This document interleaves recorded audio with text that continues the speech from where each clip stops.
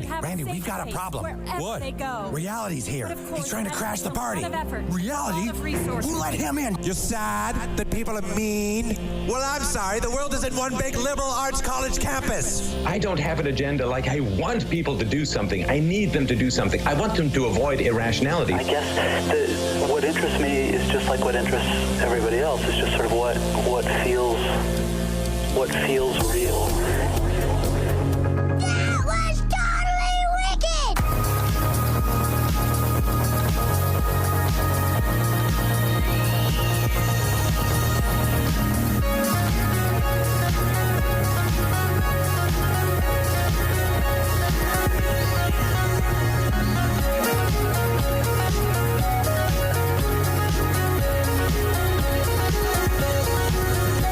Good morning, ladies and gentlemen. How are you doing on this morning? It is 10:02 Eastern, 9:02 Central. Let's get that correct, Eastern Central. Then we won't even worry about the rest of the United States. It's not true. That's all we worry about in this program is you, and you in particular. Thank you for tuning in this morning. We know that you have a choice of where to get your morning digest from, and most importantly, of where to grow in community and love and spirit and all the great things about life. And we appreciate you for doing it with us on this morning. The date today, that is October 19th. It's a very important one. It's one of my favorite days of the year because it is my wife's birthday. Doth I say it is her day of birth? It's the best day in all the land. Second to none as far as I'm concerned. My name is Mr. Henry. David Sean Thompson over here. Zig, he's our friend up in Pennsylvania as well. This thing we do right here is called Real News. Before I get into the greatest audience in the nation, appreciation, all that other stuff, let's go with Shine then. Zig, how y'all doing this morning? How was your weekend? Catch us up to speed. What are you about? All that stuff, you know?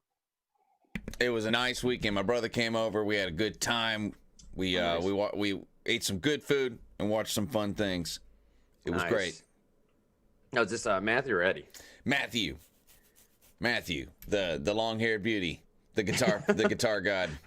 The long-haired beauty. Yeah, he looks like that dude who played clarinet in the 80s. You know? Oh yeah, he does. Were you talking about Kenny Loggins? No, or not Kenny Loggins. Kenny G. Yeah, Kenny G. He looks like a better looking version of Kenny G. Yeah, like a better looking version of Kenny G, yeah. That's funny. So I want to learn how to play a woodwind instrument and we'll be good to go. That's right. Hey, Zig, buddy, how you doing up in Pennsylvania, man? You having an all right weekend? I'm doing all right, man. I watched some football, tried to find some good books. Oh, I went apple picking. I did a Pennsylvania thing. I guess apple picking. Well, yeah, apple picking, man. That's what I'm talking about. That was kind of cool. Yeah, I had some nice cider. And, all right. Well, apple picking is the thing. Wait, did you go with a lady friend? Huh? Yeah, I went with Zig's lady. Yeah. And then I thought about how disappointing it is in terms of COVID-19 with all the university bookstores being shut down or libraries. You can't go to any library. So all the books that I want, I have to spend $1 billion to get because they're all scholarly books. Oh. It's nuisance, man. Yeah. Yeah. Well, I'll say this much, man. At least you got the caliber of lady that would join you in a library trip. Did she go with you, I assume? You know what I mean? Yeah. No, it was fun. It's just frustrating because there's a lot of good books about liberal philosophy that I haven't read, but they're like $40. You know, oh, geez. $40 on Amazon, and it's gonna be $400, man. Man, I should work out a barter system. You know what I mean? Hey, real news, by the way, if you just stumbled across this because of a hashtag or something, Shine, I noticed we've been picking up some followers on Minds, a few more on Parler, and a few other places that, you know, if you want to find all the spots, realnewsradio.live, realnewsradio.live. This is the central landing page for all the real news related things. As Zig says here, what we do in this program is real news, real friends. We try and create a community where we grow a digital family. Literally, that's what we're trying to do. We're trying to have calm, cordial dialogue and exchange of ideas, and maybe even actual genuine debate, right? So that when we do have disagreement with people, we're having disagreements with friends and neighbors and family, not disagreements with enemies. That's how you grow with people, man. That's how you grow with one another. You do have disagreements. You get in that weight room, you work out, you have big muscles at the end of the day. If you don't have strife or turmoil or struggle or disagreement or anything like that, you can't genuinely grow as a person. That's what we're trying to do here, okay? Disagreement's good. It's healthy. Let's dive into this stuff right now. Here's the local stories for sure. Tennessee voting numbers, Shine. Oh, actually, let me hit this first. Sorry, I always forget about this. At the bottom of your screen, if you're on Facebook, if you're on YouTube or Twitch or whatever else, you probably won't be able to see this, but at least here on Facebook, We do this thing called Real News, Fake News. It's one of the new segments we're introducing. We have another part of the new segment here called Op-Ed Royale, aptly named by our boy Shine. But Real News, Fake News this morning, you'll see a headline at the bottom of your screen. It's quite a pretty simple question. You tell me whether that headline is real or fake. And maybe I should say real or satire. Okay, so I'm including all the satire sites like Onion or Babylon Bee or even something that I just made up. That would be the fake news. Real news would be literally anything. Anything from HuffPost or BuzzFeed or Slate all the way to a Fox News or a Breitbart. Anything that's published by a company with the intention of it being news. That's how you separate the satire thing. Because those are real stories too, the satire ones. But it's not intentionally supposed to be news. It's supposed to be satire. That's a good point. That's a great point, actually. So there's Real News, Fake News. Here's the headline for today. You tell me if this following headline is either real or fake. Here's the headline. Users on a site for kinky people say that the racism has become unsustainable. Users on a site for kinky people say that racism has become unsustainable. Is that real? Do they mean fake? Like in general or on their kinky site? On their kinky site exclusively. You know, I hate it when racism goes kinky. It's already bad, you know. it's exclusively racism on the kinky site. Right now, the audience is split 60%, 40%. I can't tell you which. It's just interesting to see that split so early on. Hey, here's the Tennessee voting numbers. We'll start off early with this. If you're outside of Tennessee, just bear with us for a minute here because we do a little bit of local stuff first. But here's the Tennessee voting numbers. You'll find that link to the show notes second. This is coming directly from Tennessee Secretary of State. It's good look. Good look. It is. I mean, look at the numbers that you're probably seeing on your screen right now. It's the first thing linked under the show notes section for local news. We are outperforming all previous years by a large, sizable margin. I mean, a sizable margin. And I don't just mean total. I mean, noticeable. I mean, over 100,000 more people showed up on the very first day than in 2016. And a little much more than that showed up on the very first day than in 2012. Right. And those numbers have been holding fairly consistently all throughout. So you can see the day by day voter number breakdowns as you're looking right there in your screen. Now, the trends are following average years. You'll start super high on the very first day of early voting, tick down a little bit in that first weekend, then it tends to tick back up, tick back down on Saturdays, which is interesting to me because I think the adage or it's a bit of a misnomer here in town that people show up on weekends to early vote. This is clearly not what the data is indicating. But nevertheless, I just wanted to start with this because a lot of the show that we're going to be talking about today is heavily focused on voting and voter turnout, what's going to happen in the 2020 election. And if I'm being totally honest, it's a topic that, I don't know, man, it gets me a little bit down. It seems trite. There's no way to really figure it out, especially in the day and age of Trump. If you guys pull up any other tangent conversations along the way and something sparks your curiosity, let us know and we'll roll with it. But this is the reason why we're focusing on this a little bit today is because Tennessee is number 49 out of 50 states in the nation for voter turnout. The only state that's worse than us is, thank goodness, for Louisiana, right? No, but this Grant, right here, go ahead, Grant, isn't it a good thing sometimes when voters don't turn out? And I'm not saying this to be a contrarian. I hear you, man. My friend Josh brought this up, months ago. But should people always really be turning out to vote? You know, when you have NFL players broadcasting messages to people, and people who say, oh, man, I just saw this ad on TV. I better go vote. You know, should that really happen? Is that an informed choice? I don't know. It's probably not. And frankly speaking, if you don't want, what are we going to call them? Low information voters? I don't know a better way to do it in PC manner, but let's call them low information voters, low IQ voters. It doesn't matter what you call them. People that are not as well informed as they should be about national style elections, but especially local elections, the ones that actually matter. Do we want these people showing up in droves just to vote party ticket down the line? And part of me says no. Part of me says yes, though, and for a simple fact of, I don't know, man, we're going to go off what Jefferson said, that we don't have a democracy. We have a democracy of those that participate. So I suppose in a general sense, it is better that more people are participating, or at least better that more people are paying attention than not paying attention. And I'm not just talking for the simple fact of, okay, well, now you don't have a right to complain on social media or something, and more people now have a justification to complain. Because, look, I went and did my part. I voted.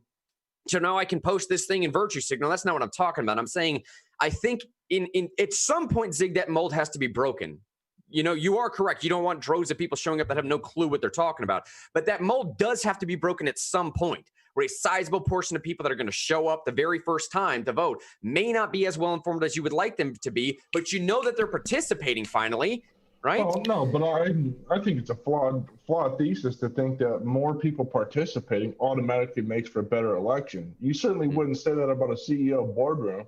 Yeah. Okay. You wouldn't say, oh man, I'm a CEO of Walmart, but I don't have enough employees. I don't have all 100 million employees in my office, and I'm not going to be able to make a decision. You don't hear at any company the boardroom saying, oh man, we're really screwing up because not every employee told us what to do. It doesn't happen. That's not really how the world works, right? Well, I think of voter participation a lot like rain. You know, like it's something I have no control over at all. So having an opinion on how much there is like a little bit feeble. The other thing is too little rain, you know, right? And there's a problem. Too much rain, and there's a problem. Mostly logistical.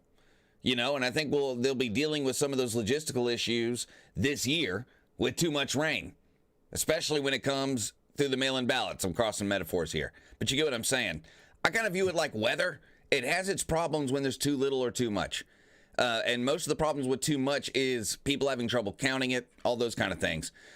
Too little, you know, the biggest problem with too little is you don't get that nationwide mandate. You don't get that everyone is bought into the decision. You know, you get too small of a percentage of the people are bought into the decisions that are being made. And then you start having a problem with people feeling like the government being legitimate and things like that. So I feel like it's like a force of nature because like we're talking about tens of millions, right? I mean, like it's stuff that really we can talk about, basketball players and hip hop stars and whatever saying go out and vote and that having an effect, but we really have no idea. I mean, it's really this, it's a bigger free market thing than like how many people buy Coca-Cola. It's really wild how many people, when you really sit down and think about it, how many people are making those decisions. So that's why I equate it to weather. But it's also to keep me humble and know that like I literally don't have a huge effect on how much voter turnout, how little or how much there is, you know.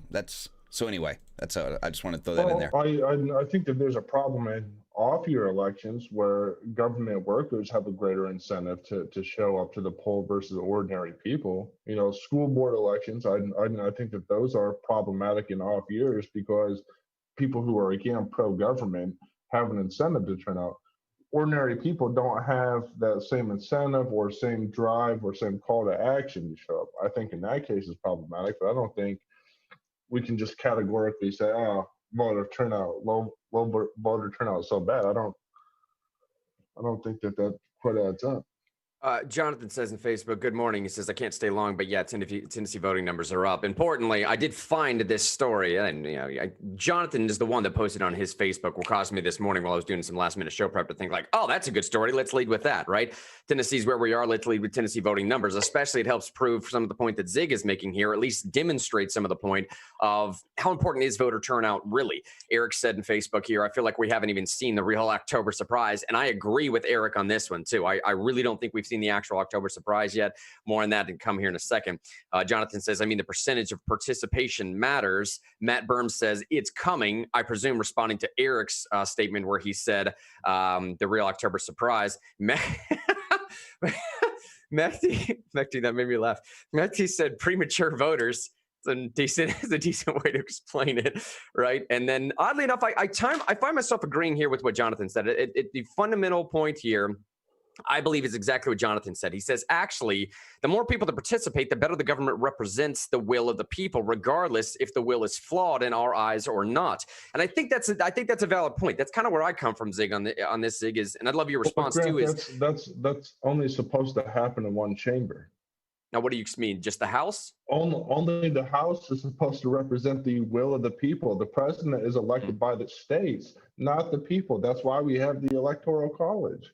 So this idea that the will of the people always needs to be represented isn't true. In fact, it might be the case now that the will of the people is over represented by having popular elections for the Senate. Right? Valid, but even I agree with that too. I feel like that the will of the people is overemphasized. And over dramatized too. Like he's saying, it's only supposed to be about a third of the people we vote on. It's supposed to be the House of Representatives. It's supposed to represent the people. Yeah. Well, and again, the simple fact of the matter is, unfortunately or fortunately, depending on how you see this, we are now operating within the 17th Amendment. Okay, so it is just the will of the people. The state's voice has not been entirely squelched, but for all intents and purposes, yeah, man. I mean, like we tell this analogy all the time, but prior to the 17th, the states were supposed to elect the senators, the state legislatures. I mean, the House was elected by the voice of the people, and then you had the federal government on top. So this sort of triangle analogy of keeping everything in check within itself, but we don't have that necessarily right now. I think the point that Jonathan and the point that I would hopefully make, as idealistic as it might be, I think the point would hopefully be the more people you can have participating in the process, the better represented the majority of those people will be. Now, we don't want to go full democracy with it because that literally is just two sheeps and a wolf voting for what's for dinner, right? We obviously know what the outcome is, or sorry, two wolves and a sheep. Two wolves and a sheep voting for what's for dinner. We know the outcome of that one. But in general, I think the idea is even within a representative republic, you want more well-informed people, clearly, but you do want more people participating, as many people participating as possible. Regardless of the fact, though, of Zig, what you're saying is correct. That does increase the burden substantially for properly educating those people. But I would say in spite of that additional burden, I still would like to advocate for more people being involved and less people being involved, just for the simple fact of the matter of having a greater representation of the people there. And Zig, I'll give you the last word because there is a story I want to move to help prove this point, though. But I'll give you the last word on that topic. Well, in terms of representation, what we want represented at the poll is a respect for a nation. And that happens when people read the Federalist. But most people have not read the Federalist. So you have people going to the polls and they're voting based on European Marxist philosophies or Rousseau philosophies or some other postmodern philosophies. So you're having, in my mind, people who have been Europeanized, which isn't a bad thing per se, showing up at the poll expecting America to be like Europe. We want more people to be knowledgeable about the Federalists, right? Let me bring up this story real quick that just happened in Knoxville. And one of our old school producers, a guy named Richard Esparza, is still intimately involved behind the scenes. I'm telling you, man, there's so many people operating behind the scenes of real news that it's too many to calculate and too many to let y'all know what's really happening. Richard Esparza just sent me this message saying Brian Hare just resigned. Now, for most people that are watching this program, that means virtually nothing at all. But to kind of prove the point of this representative government that I'm talking about and what really is the will of the people and how quickly within just 300 miles, let's call it 150 miles, the will of the people could immediately drastically change. Let me tell you this story. I'm going to get Sean's opinion on a lot of this that's coming out of Knoxville, Tennessee. And I kind of like to tell this story within the context of keep in the back of your mind, we're talking about representative government. Keep in the back of your mind, we're talking about the will of the people. Keep in the back of your mind that what is considered due and proper and ethical in Knoxville may not be considered proper or ethical somewhere else. Or let me put it more positively. What people get away with in the state legislature here in Nashville, there's no sense that's ever going to happen in Knoxville. It's just not. Here's the story. Mayor Jacobs' chief of staff apologizes for lapse in judgment after being placed on administrative leave. Now, Mayor Glenn Jacobs, is the mayor out in Knoxville, Knox County, to be specific here. Let me get that right. His chief of staff was a guy named Jacob Hare. And the story we'll tell here in just a second. His wife broke her foot. He borrowed a golf cart from some portion of the government without telling people. It was taxpayer funded. He's now had to step down because of it. That's the quick TLDR version of it. Here's the reporting from WVLT. Knox County Mayor Glenn Jacobs announced 2 employees were placed on leave due to potential wrongdoing. Those employees included his chief of staff, Brian Hare, and senior director of Parks and Recreation, Paul White. WVLT's media partner, Compass, reported Hare and White were reportedly co-workers at the Pigeon Forge, Tennessee State Bank before joining Mayor Jacobs' staff in September 2018. 3 days after the employees were placed on leave, Brian Hare issued an apology for a lapse in judgment. He said he borrowed a Knox County Parks and Recreation golf cart in the spring after his wife injured her foot. This is reported by something called Compass. It's Knox Compass. It's a local, they do great work out in Knoxville. Go check them out if you haven't checked them out already. Hare reportedly kept the golf cart through the summer. The investigation into 2 county employees, Hare and White, reviewed the golf carts that were purchased in the spring. According to Compass, invoices showed that White signed off on the purchase of the golf carts May 27th from the Sevierville businesses, John's Golf Carts, for an estimated $3,700 and $3,200. Now, the story goes on to give you some more details and so on and so forth, but let me stop there just to ask Shine real quick. Shine, talking about the representative voice of the people in Knoxville, would you say the majority of people in Knoxville would have agreed or disagreed with this decision? Not that they could have voted on it anyways. Just trying to give people a perspective. Give people what an idea of it is in Knoxville, and then I'll tell you what an idea of it is here in the state legislature. Well, I would say amongst the politically initiated, which is like, it's not, as we talked about before, it's not as big as it could or should be or whatever, but amongst the people who pay attention to government, who vote every time, or even vote at least in every presidential election, every 4 years, in Knox County, we just don't put up with this.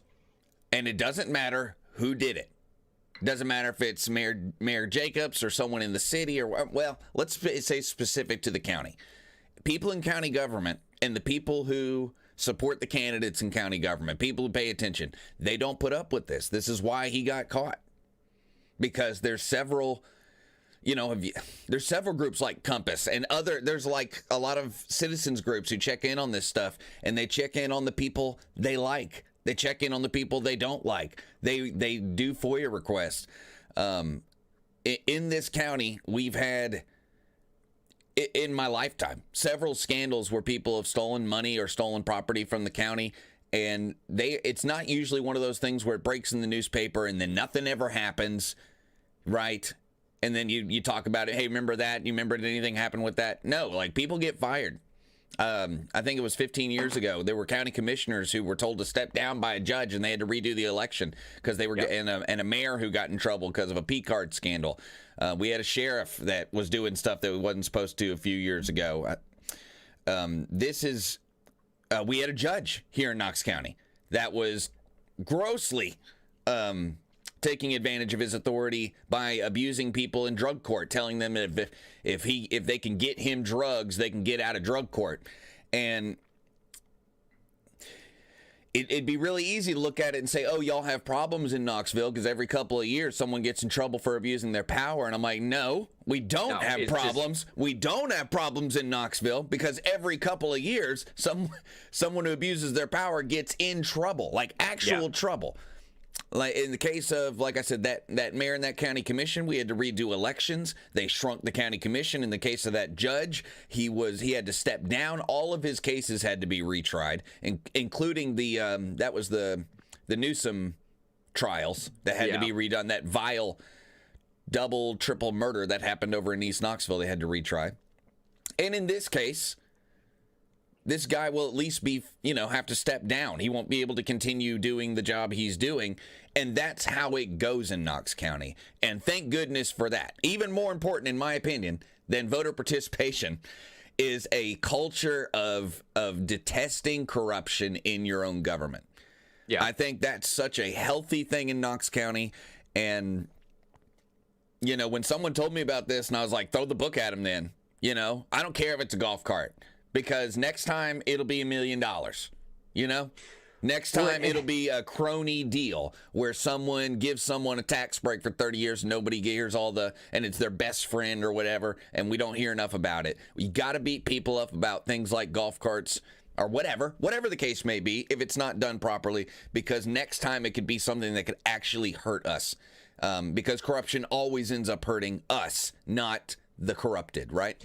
And Jessica just said in Facebook, whoa, with a bunch of the sort of like halfway partially surprised emojis or whatever, right? I'd like to know from people that don't live in the state, but specifically people that don't live in Knoxville as well. Mehdi, I don't know where you live. Jessica, she lives in Pennsylvania, and Zig as well. All right, so what is your initial reaction to this? Because I'll tell you, at the state legislature, the story Shine just told. I remember when we were back on air and the FM side back in Knoxville, there was a guy that was running for Knox County mayor. It was the position that Glenn Jacobs has right now. And a story came out about him that he may or may not have inadvertently accepted, what was it, Shine, a $50 or $500 gift card? I don't know, man. I think it was a $500 gift card to some I think golf it was $450 gift card that I think he was given before he started running. But right. And full disclosure, I'm good friends with the guy, but I never spoke to him about this. But but like it was a big deal because that's what I'm saying. The point I'm making is that $450 card, which they couldn't even track down the details whether it was accepted or wasn't accepted, if he did it inadvertently or not, and at what point did he accept it, it made such a difference that arguably it had at least something to do with the reason why he lost the race. Now that race was so close that Knox County Mayor Glenn Jacobs ended up winning it by 20 or 40 votes or something. I think it was 27 votes in the primary. 27. Right? Yeah. So I guess the point I'm making is... Talk about your vote counting, you know? But take that scenario of a $450 card misplaced or something and throw it on top of the state legislature.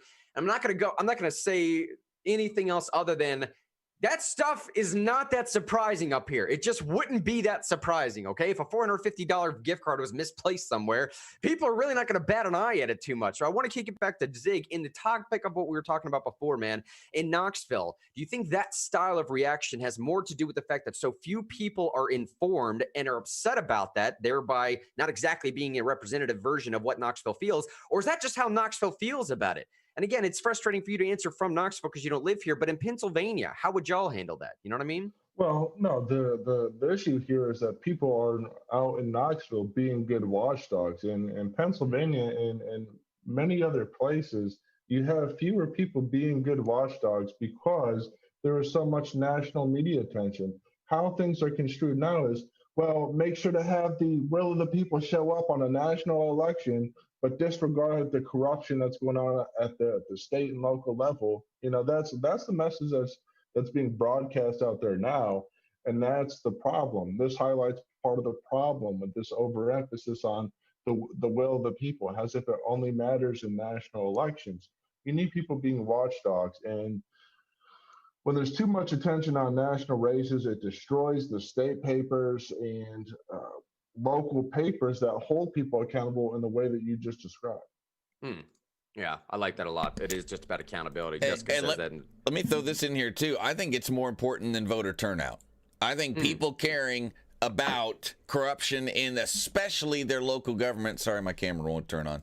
But people, I think that's more important because really what you really need a county government to do is not do. You don't need them to do these things that fundamentally reshape your county all the time. You need them to be a rock. You need it to be something you can depend on. You need it to be running those services that they run correctly. You need them to be allocating the funding correctly to the different departments that need them based on need and not based on, you know, someone's been there for 20 years, so they need like a huge raise in their salary or something like that. You need them to be allocating their funds correctly. You need them to be filling out the marriage licenses and mowing the grass at the parks and all these kind of, I mean, they're little things, but they're the actual reason we have government. And those things run 10 times better when the department heads and everyone below them knows that you can't steal a box of pencils. You know, you can't take a ream of printer paper home. I mean, little things like that kind of culture saves the taxpayers God knows how much money. Immeasurable amounts of money when the lowest level person won't take a pencil home. Well, I mean, all the way down to the smallest person. When integrity is part of the culture, it helps you out more than a great leader would, to be perfectly honest, because you don't want someone coming in every 4 to 8 years in your county shaking it up so much that businesses who have 10-year plans, 15-year plans can't make plans because they don't know what's going to happen every year. So you get what I'm saying? Like this culture that we have in Knox County does more for the voters than voters could ever do by showing up, in my opinion. But the watchdog part that Zig talked about, I mean, I really feel like it's part of the main reason that Knox County is a great place to live. Jessica said a second ago, she says, Pennsylvania has no watchdogs. We just try and hide from it out here. She says, what is that, Luzerne? You know where that county is? Well, Luzerne. There was a Kids for Cash scandal that involved a number of judges where, I don't know the full details of the case, perhaps Jessica does, but I guess if judges ruled a certain way, if they got so much money, they would send kids off to certain facilities owned by one of the judges. Was this in juvenile court, obviously, you're saying? Yeah. And yeah, presumably yeah. a private juvenile institution of some kind that the judge had a stake in. I think there was also a case in Texas like that, somewhat in the past 5 years. Let's see here. Eric said, sometimes not so much out here in Nashville and surrounding areas. I'm in Sumter County, and it's crazy what people get away with out here. He said an alderman physically attacked someone last year during a meeting, and he's up for re-election. He's 86 years old and just got caught lying about his age, said he was 76.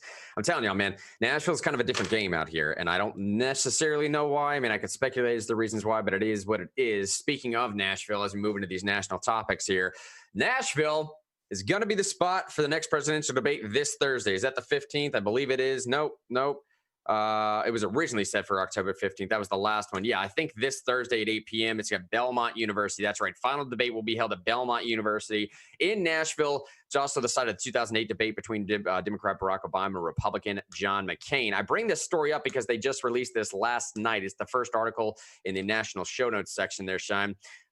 They've listed the topics. Some of these strike me as a little bit odd, but let's go through them real quick, see if we can make anything of them at all.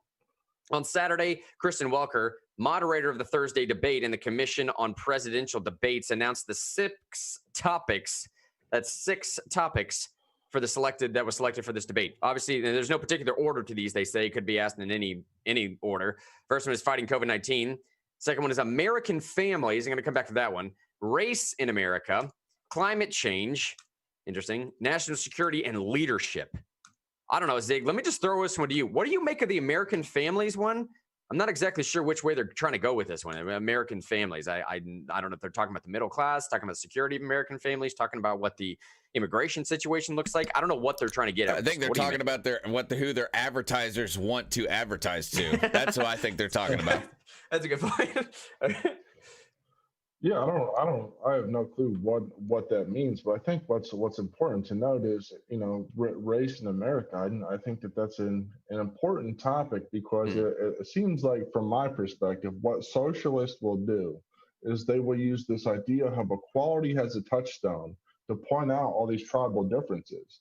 And therefore, at that point, they don't want any solutions. They just want people to be agitated.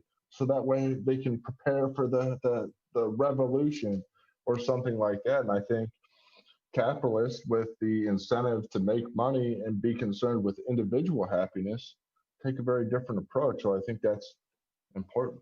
And I honestly think that race in America topic right there could potentially be one for President Trump to really capitalize on if he does it correctly. Now, again, that's if he's focused on pitching the policy as opposed to just merely winning some type of non-policy driven debate. Yeah, as long as they don't waste 20 minutes asking them to denounce everybody ever, and then actually get to, like, what would you do about X, Y, or Z? Yeah, it would actually be really constructive, because I thought the most informative comparison between the Donald Trump town hall and the Joe Biden town hall was talking about their different programs for specifically the African American demographic.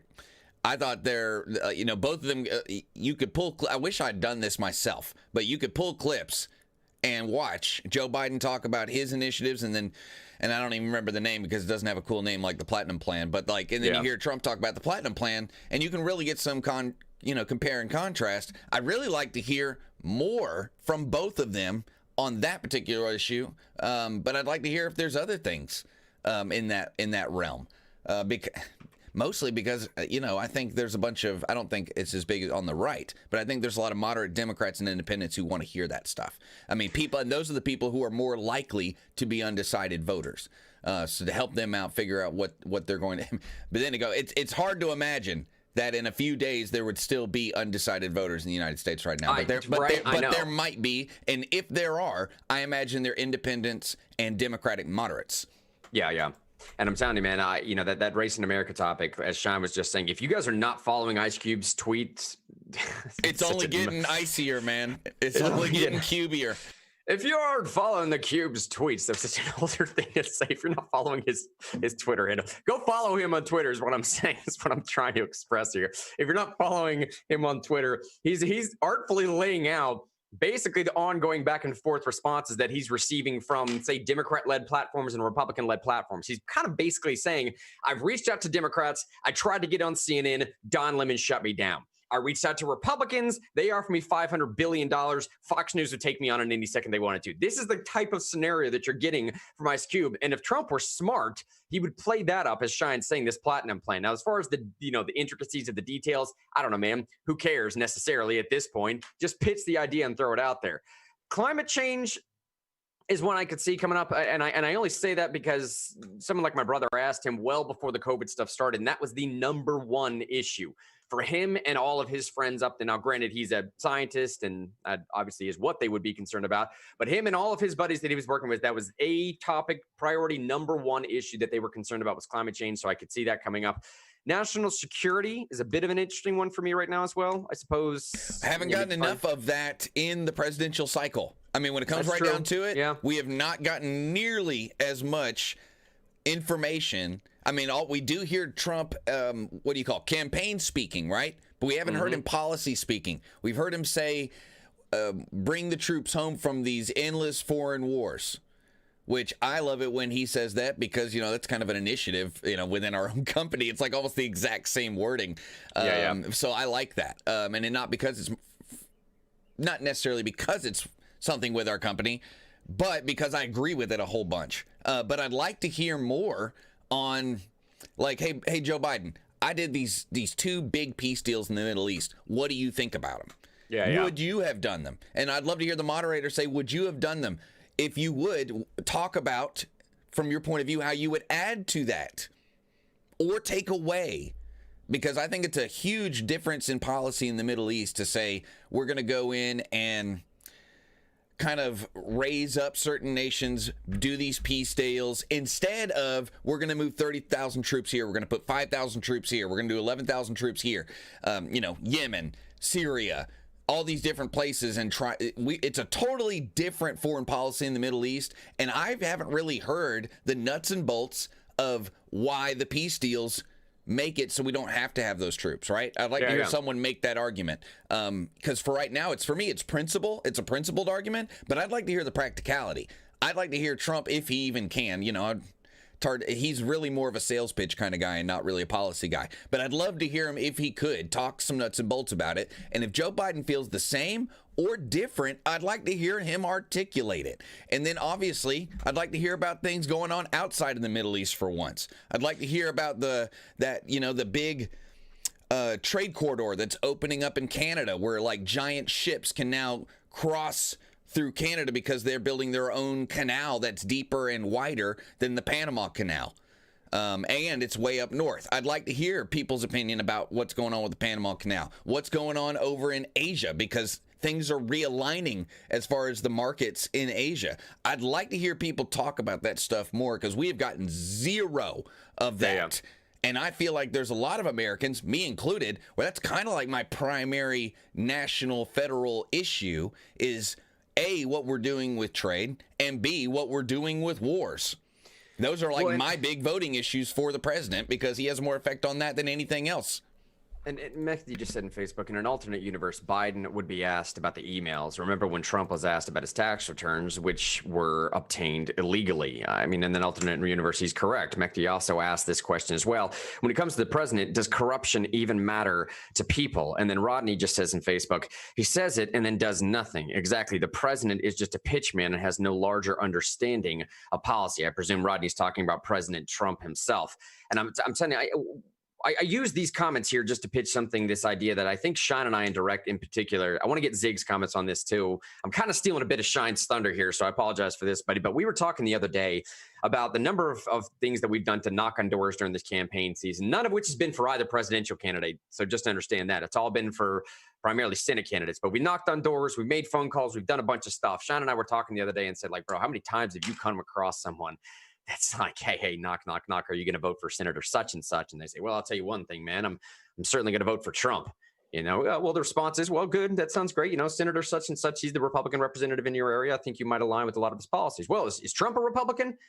And then the pause, like the utter just, I don't know the word for it. I don't know the word for it, Sean. The utter shock and slight shock, embarrassment just for like, the people. Yeah, man. Like that has happened to me anecdotally 3 times on the phone and like 3 or 4 times in person, where someone has been like, is Trump a Republican? And I'm like, these are the politically uninitiated. These people didn't vote they may not have even voted in 2017 or whatever, or 18. And I'm telling you, man, I think this is a symptom of this true type of, I call it a disease. I don't care what everyone else is going to call it, the disease of cult of personality. And I personally believe it started with the left, and then as a market force reaction, just like you see in economics, it came over and infected on the right as well. But we have people out here now that are Alexandria Cortez supporters and know nothing about what Democrat policy is. We have people that are Trump supporters and do not understand what it means to be a conservative. You know what I'm saying? And this is happening across the board. And again, I think the people that watch this program are somewhat of the anomaly. And when we say greatest audience in the nation, we genuinely mean this, because a lot of the stuff that y'all give us in the comments is what drives this program. Just like Rodney's comments and just like Mekti's comments a second ago. Yeah, and let me say, too, it's like, hey, Rodney, I know you don't agree with us, but we're, like, so glad you're here. And we encourage you to comment as much as possible. Like, because we like the politically initiated. We like people who have... Even if we disagree with you, because like maybe you could teach us something we don't know, because we don't like being in a bubble. No one likes being in a bubble. You don't want to get your stuff confirmed all the time. You want to be challenged. And we just, anyway, I just wanted to throw that out there. There are people in here, and we love you, every single one, no matter what your opinion is, and we appreciate it. Yeah, it's not just a pitch that we give at the beginning of the Real News thing to grow and breathe with each other and progress and have genuine dialogue and debate. And we genuinely believe in that. But Zig, let me kick it to you, buddy. First of all, two-part question here. First of all, have you run across any people like this who you're sort of surprised upon the fact that the cult of personality has taken over that much? And secondly, if so, how much of an effect do you think that's having either on this election or the substantive topics that people are talking about during these debates? Well, I'm not certain how many people have run into in terms of that regard. But again, this isn't something that just started with Democrats per se. It's been going on for the last 100 years, where with the advent of radio and television, that has led presidents, instead of being statesmen, they are now making appeals to the people. They are now acting as a demagogue. And this isn't just my thoughts. There's an important book out there called The Rhetorical Presidency. And it all goes back to what I've been saying. This overemphasis on the will of the people overshadows the fact that many positions in American government are acting not in agreement with the Constitution, not in agreement with the Federalists, and I think that includes the president. The president ought to be stripped of more power to better represent the states and let states make their own choices. Fewer executive orders, fewer appearances on television. And that's how it used to be, right? Yeah, it did used to be that way. And again, just over the last, I don't know. I mean, if you pay attention to some of the folks in the field, sociologists and otherwise, they're going to track this starting right around 2006, 2007. Is what they're going to say when a lot of this sort of thought infiltrated primarily academia, and then it sort of trickled down into where we are now, because a lot of those folks that graduated on through academia are now out in the open. And it has become this thing, this portion that I've been studying right now, where okay, in general, there's supposed to be an equal and opposite reaction for every action. That's usually how the formula goes. In politics, over the last couple of years in particular, but maybe the last 100 years, as Zig's talking about, we have a disproportionate reaction, which does not follow physics per se, yeah? The idea is as one party reacts, the other one will disproportionately react, because then they feel justified in their original action. And I think this back and forth of action, disproportionate reaction, action, disproportionate reaction for so many years has gotten to this point of volatility now. We were so far separated. We are so far separated. You can actually look at Pew Gallup research surveys over the last 50 years. And for the most part, we have been completely connected, even with religion, and irreligious people, atheists and religious people over the last 40 or 50 years have only been separated by about 7 points. And about 30 or 40 years ago, Democrats and Republicans were only separated by about 9 points. Now, this information may be slightly off. Go look it up for yourself. I'll find it tomorrow if we need to cite it accurately.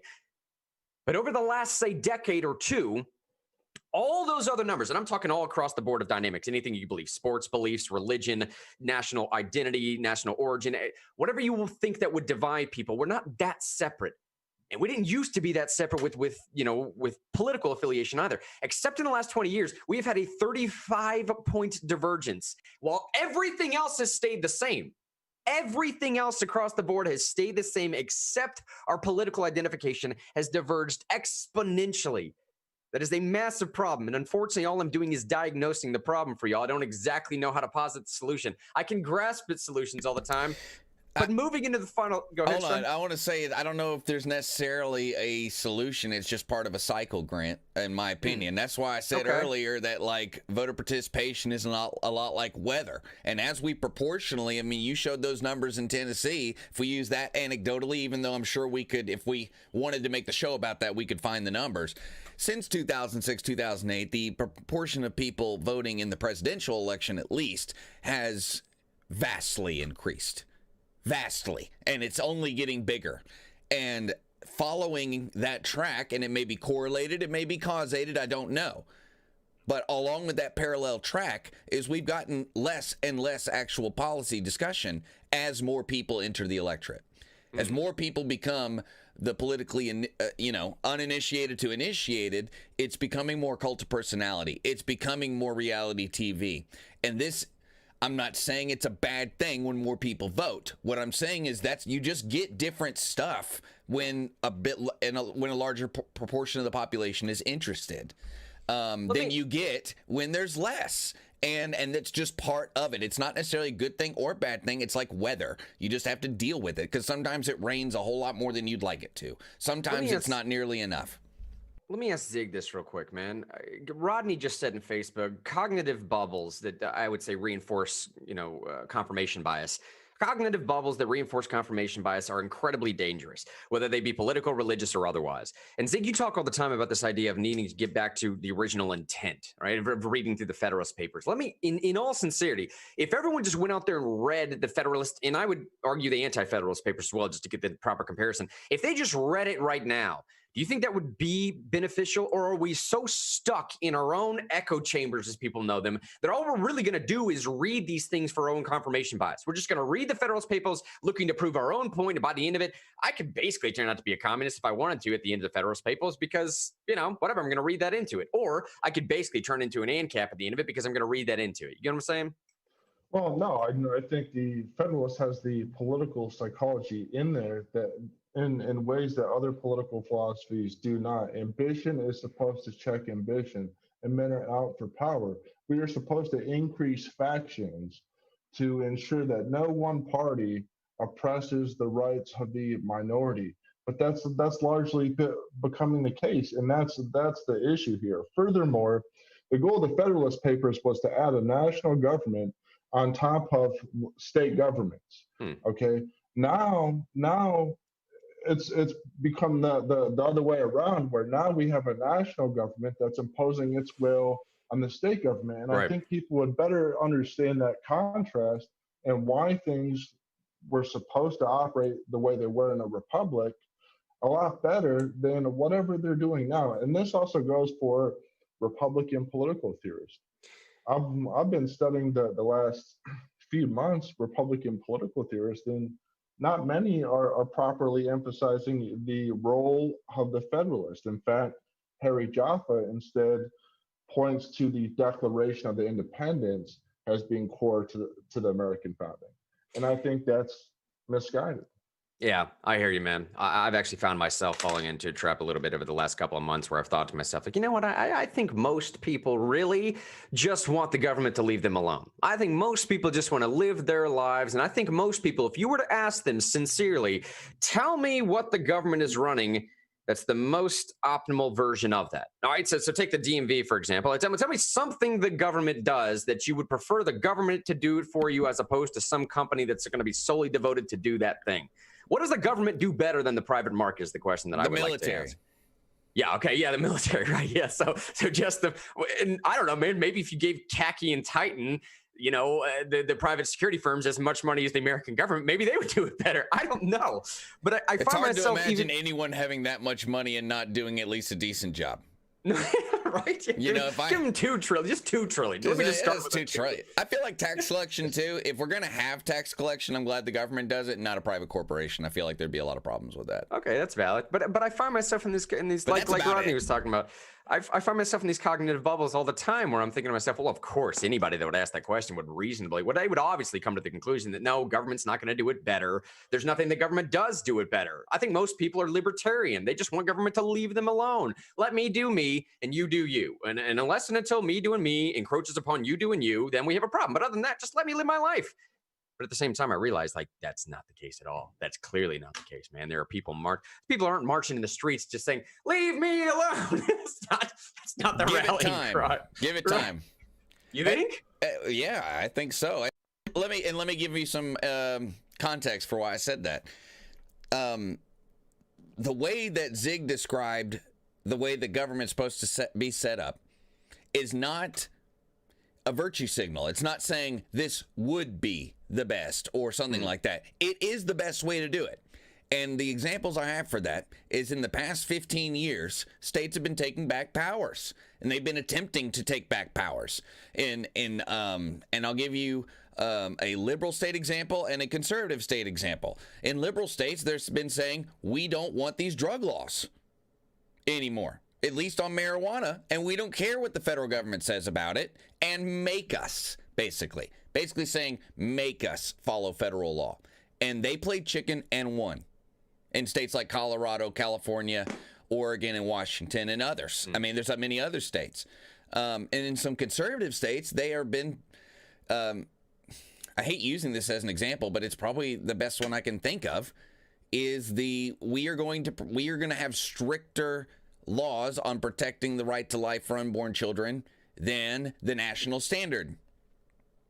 And they have been trying to figure out ways to do that legally, or a way to have that moment of chicken saying make us, like they did on drug laws. But what I'm saying is, generally speaking, states have been trying to break out and say, hey, this is more our business than the federal government's business. And I think that's a trend that will continue. It's only been with extreme examples that are extremely popular within those states.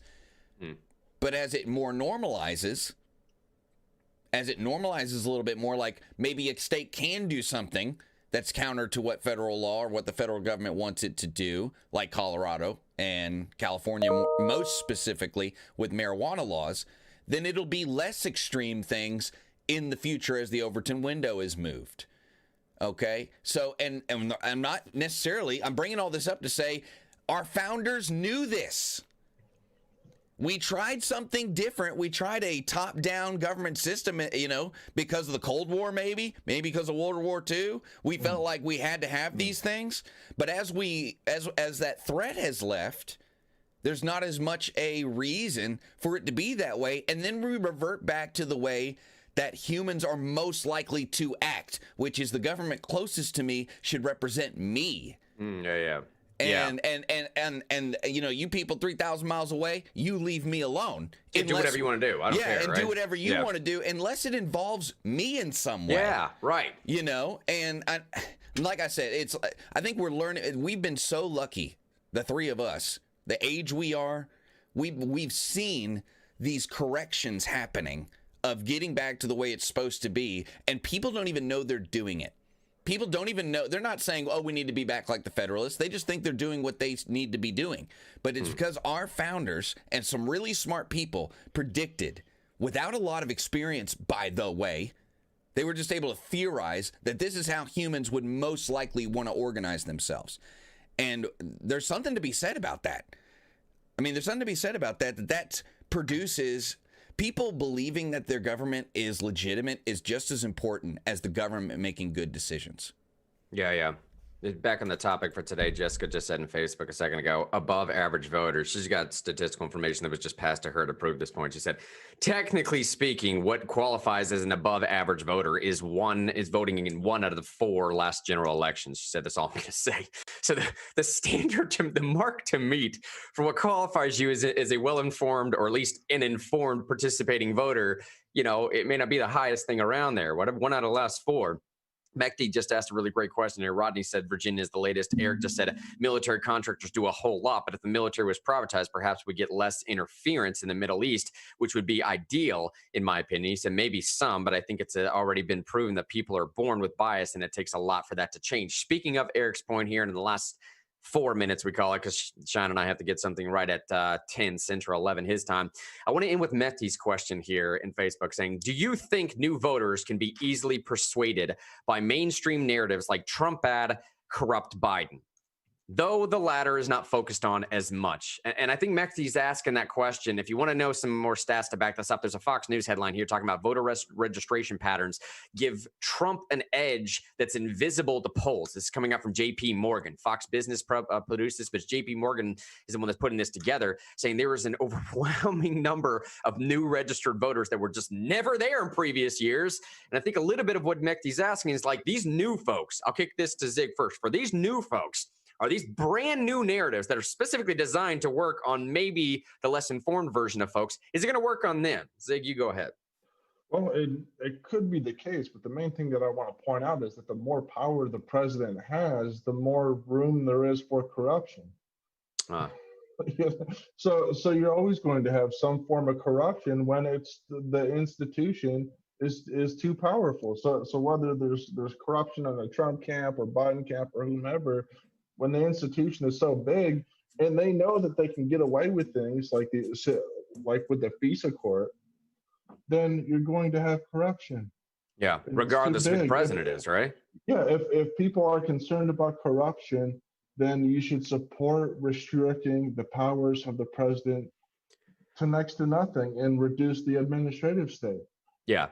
Exactly. Reduce the administrative state, restrict the power of the executive. Because look, if it's your guy today, you're not going to like your guy tomorrow, right? You're not going to like the next guy who's doing this. I mean, as long as you're winning, it's all well and good. But if you set that precedent of what the power is, if your guy's not in there, well, you're not winning anymore, and you don't have a lot of room to complain then after the fact. Yeah. Hey, it is 9:57. We got to end the program here. Shine, you wanted to add last word? I'd say on the actual answer to that question that Mehdi asked, though, less now than ever. Because, when I was a kid, if someone had a whiff of a sex scandal, they were gone from public life forever. Yeah, that's true. That's true, right? Forever. I mean, look at the guy who ran with John Kerry, the guy from South Carolina.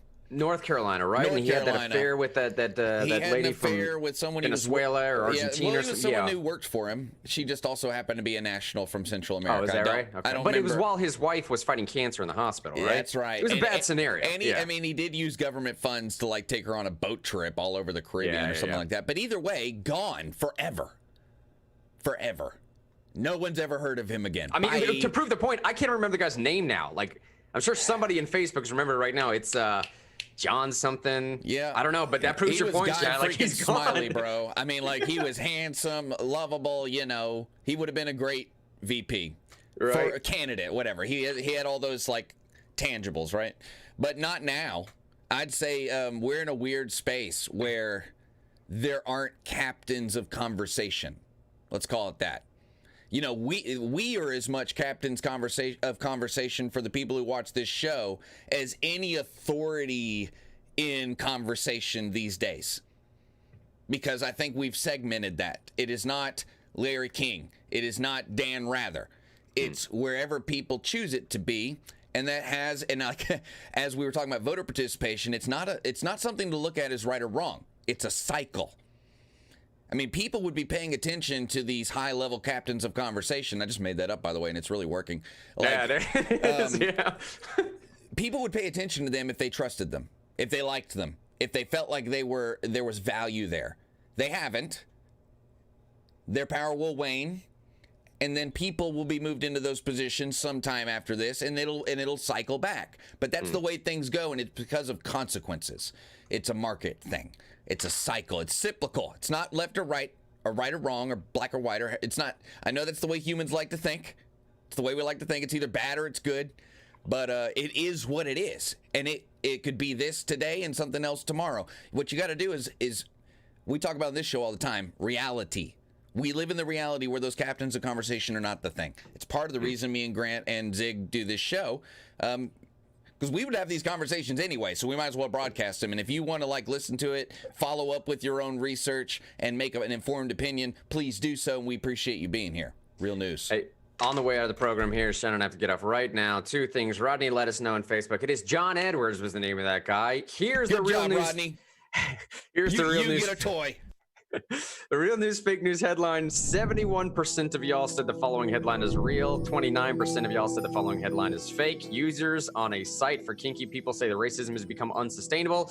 Drum roll, that is a real headline. 71% of y'all correct. That comes from BuzzFeed, no other than BuzzFeed. The story itself, you can just Google that if you want to find the actual story, but that is a very real headline from BuzzFeed. On the way out here, I want to thank Zig, want to thank our David Shine Thompson as well.